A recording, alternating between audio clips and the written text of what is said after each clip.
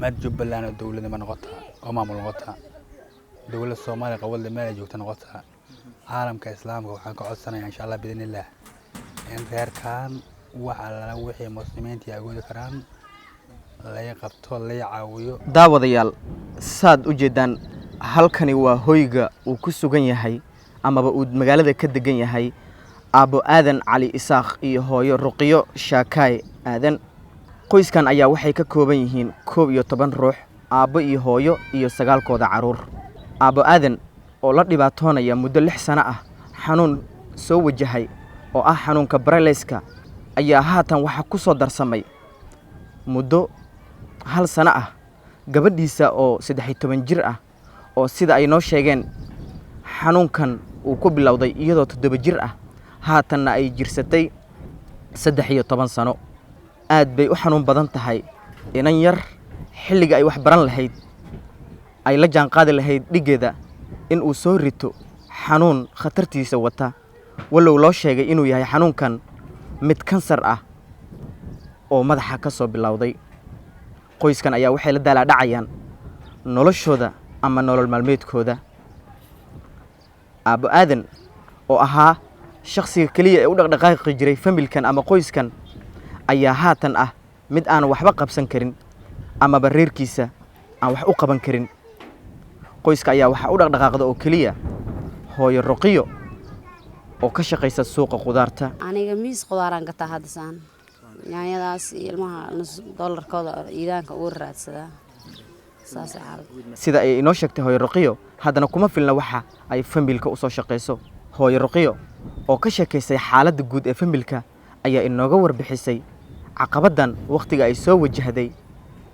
iyo waxa ay bulshada ka rajeynayaan aad iyo aad xaaladeedu u egtahay intaan aad arkaysid waxaan la soo marnay waa la soo marnay wiilal muslimiin oo suuqan isla joognaa waxa aruuriyo soo had intaas hadda caafimaadka ay ku fadhiday ay ku heshay way dhibaysan tahay dhibka haya habeen ma seexata cirbad karaama doolan duraaso ilaahay ilooga habeenkii aan ku seexiyaa dhibka haya cunugaasayta waa aragtaa xaaladiisa adaaba aragtibo gabadhaan la qaaday Nairobi emergency lagu qaado idhe waan awoodi waay noloshooda yaan raadsadaa marka xaaladda waa taas aragtaa way macaan walaalaha muslimiinta waxaan ugu baaqayaa dhibkaas ay arkaan inay wax ila qabtaan dawladda waxaan ka rajaynayaa dhibkaas ay arkaan inay wax ka qabtaan ilaahay xaqiisa wixii ilaahay ku siyaadey waad helaysaa insha Allah iyagana duco aan ugu kabaaya dhibkaas inay ila qabtaan rajaynaa dhanka kale aabo aadan oo isagana la hadlay muqbaahiyaha Jubbaland ayaa ummadda islaamka walaalaha muxsiliinta codsaday in isaga qudhiisa wax loo qabto oo la daaweeyo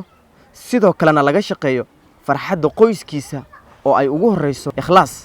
oo ah gabar yar oo u baahan waxbarasho caafimaad iyo farxad waartaba هذا معنا حالك قريق الحمد لله ونودي لكن حنون باجرو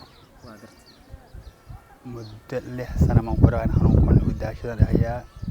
3 سنة حوق بان الله وحمالنا 3 سنة وان جيفا هذا حنونكي يعني ده بس كويك هذا 3 سنة كبعدي قبلنا يصدر العادي قبلي يعني مركان برتان اسكول بسلاني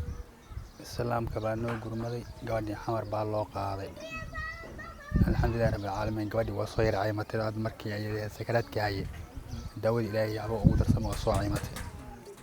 كدي waxaan leeyahay Nairobi oo qaatay gabadhan xawar baan naga soo yiri gabadhii Nairobi darofano saamix way soo wataa ka baad ilaahay insha Allah bidin Allah nolosha heer ku adag tahay xoogan waa ka aragtid aan dadina waa nag ma Jubbaland dawladda ma noqotaa oo maamul noqotaa dawladda Soomaaliya qowlda meel joogta noqotaa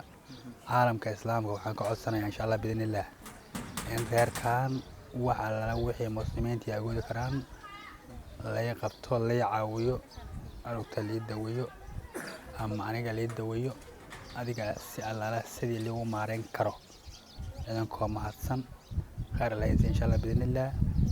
هذا سأل سيدي اللي هو قوان كرو يعني واحد وقت الدون إن شاء الله بإذن الله إسلام وحنا وباقيا صومال هو دين وإسلام أنت هذا بان ما هنا صومال وإسلام كبكاس Soomaaliya kale ma islaam uu jooga waxaan noo qaaliya oo number ah kalimatu laa ilaaha illa allah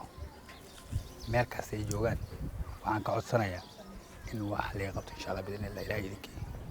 cabdiqaadir axmed cali Jubbaland TV Kismaayo